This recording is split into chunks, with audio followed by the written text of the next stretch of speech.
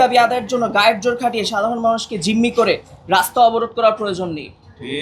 যৌক্তিক দাবি জানালে সংশ্লিষ্ট কর্তৃপক্ষ নিজ উদ্যোগে তা আমলে নিয়ে ব্যবস্থা গ্রহণ করবে। এখানে আমরা আরো কিছু দেখাতে চাই, যেমন ডিপ্লোমাদের নিয়োজিত যে প্রতিনিধি তিনি সরাসরি এই যে দেখেন এটা তার ফেসবুক প্রোফাইল থেকে নেওয়া। তিনি সরাসরি হচ্ছে ফেসবুক প্রোফাইলে শেখ হাসিনার ছবি শেয়ার করেন। তিনি হচ্ছে যে বঙ্গবন্ধু ডিপ্লোমা প্রকৌশলী পরিষদের একজন, তিনি সরাসরি একজন দোসর স্বৈরাচারের, এবং তার সবগুলোই তার ফেসবুক প্রোফাইলে আপনারা খুঁজলেই দেখতে পারবেন। এছাড়াও হচ্ছে যে আমরা এখানে আপনাদের কাছে বেশ কিছু ডাটা দিব, যেখানে হচ্ছে দেখানো হচ্ছে যে অ্যাকচুয়ালি কি পরিমাণ বৈষম্য হচ্ছে বিএসসি ইঞ্জিনিয়ারের প্রতি। বিভিন্ন সরকারি বিভিন্ন জায়গায় কিভাবে বিএসসি ইঞ্জিনিয়ারদের কম নিয়োগ দেওয়া হচ্ছে, তাদের নিয়োগের পদ বন্ধ করে দেওয়া হচ্ছে, সিন্ডিকেটের মাধ্যমে কি কি করা হচ্ছে, আমরা এখানে সব কিছু হচ্ছে যে ডাটা আপনাদের কাছে দেখানো হবে।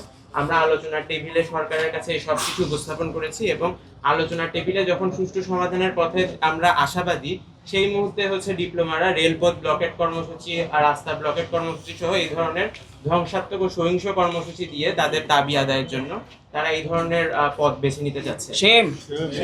এক্সট্রিম মশার কয়েল প্ল্যান্ট ফাইবার দিয়ে তৈরি, তাই সহজে ভাঙে না, সুগন্ধিযুক্ত ও নিরবিচ্ছিন্নভাবে জ্বলে। ডেঙ্গু, চিকুনগুনিয়া বাহি সহ যে কোনো মশার বিরুদ্ধে দেয় এক্সট্রিম সুরক্ষা। আমরা চাই হচ্ছে একটি সুষ্ঠু সমাধান আলোচনা টেবিলের মাধ্যমে, যেখানে সরকার উপদেষ্টাদের সামনে আমরা আমাদের সকল যুক্তি সকল কিছু উপস্থাপন করেছি। আমরা চাই একটি সুষ্ঠু সমাধান, কিন্তু তারা চাই হচ্ছে নৈরাজ্য সৃষ্টি, সহিংসতা এবং সন্ত্রাসী কর্মকাণ্ড। ইতিমধ্যে আপনারা জানেন যে আজকে গাজীপুরে বিকাল 4টায় তারা রেলপথ ব্লকেট কর্মসূচি ঘোষণা করেছে। এছাড়াও আগামীকালও তারা সহিংস পথে অগ্রসর হচ্ছে। আমরা আপনাদের মাধ্যমে দেশবাসীকে আসলে জানাতে চাই যে যারা সহিংসতা ও নৈরাজ্য করে, আপনারা কি তাদের পথ বেছে নেবেন, নাকি হচ্ছে যে আপনারা যেটা হচ্ছে যে আসলে আমরা যেটা চাচ্ছি আলোচনার মাধ্যমে যে যৌক্তিক সমাধান, সেই সমাধানের পথ আপনারা বেছে নেবেন। এখানে শুধুমাত্র বিএসসি ইঞ্জিনিয়ার নয়, এখানে আছেন চিকিৎসক, এখানে আছেন কৃষিবিদ, এছাড়াও আমাদের যে কলেজ পড়ুয়া যে স্টুডেন্ট আছেন, এইচএসসি স্টুডেন্ট, তারা সকলেই আমাদের এই আন্দোলনের সাথে একাত্মতা পোষণ করেছেন। তারা যে ন্যারেটিভ প্রতিষ্ঠা করার চেষ্টা করে তারা সংখ্যায় বেশি, এটা আসলে সঠিক নয়। আমরা সংখ্যায় 80 লাখ, আমরা যদি টোটাল হিসাব করি, আমাদের টোটাল যারা আমাদের সাথে আন্দোলনে আমাদের সাথে আন্দোলনে যোগ দিয়েছে টোটাল 80 লাখ, কিন্তু আমরা হচ্ছে রাস্তায় নেমে জনদুর্ভোগ সৃষ্টি করে মানুষকে কষ্ট দিয়ে সহিংস পথে আমাদের দাবি আদায় করতে চাই না। সরকার যে কমিটি গঠন করেছে, কমিটিতে আলাপ আলোচনার মাধ্যমে আমরা যৌক্তিক যে দাবি, আমাদের যৌক্তিক দাবি আমরা আদায় করে নিতে চাই।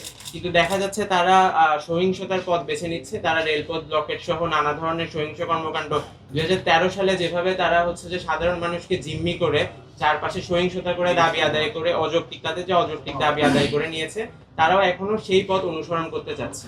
এবং পরিস্থিতি বিবেচনায় আমাদের আন্দোলন অব্যাহত থাকবে। এটা হচ্ছে অলরেডি আমরা এই বর্জন কর্মসূচিটা তুলে নিয়েছি আমাদের পরিস্থিতি বিবেচনায়। পরবর্তীতে যদি দরকার হয় আমরা এরকম কর্মসূচিতে যেতে পারি।